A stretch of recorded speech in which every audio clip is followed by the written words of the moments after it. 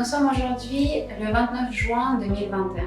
Au cours du mois, les marchés émergents montent de 3,1% en euros, dividendes réinvestis, mais sous-performent toujours légèrement les marchés développés.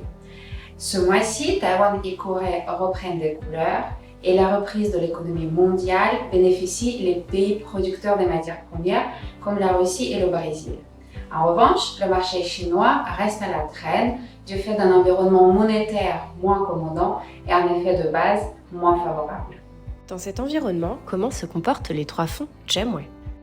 Nos trois fonds, tous labellisés ISR, regagnent du terrain sur le mois.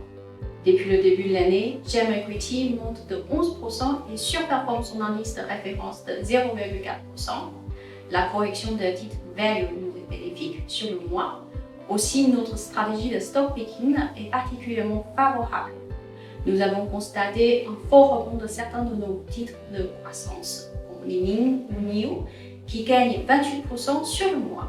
Nos actifs sous gestion s'élèvent à 1,8 milliard d'euros, 1,5 milliard pour GEM Equity, 150 millions pour GEM Asia et 120 millions pour GEM China.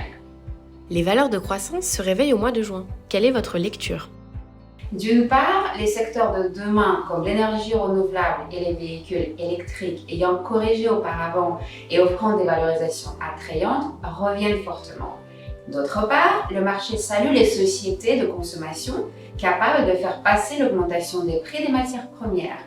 En revanche, les valeurs Internet chinoises restent à la traîne. Les incertitudes réglementaires et les investissements dans les nouveaux vecteurs de croissance affectent leur croissance bénéficiaire.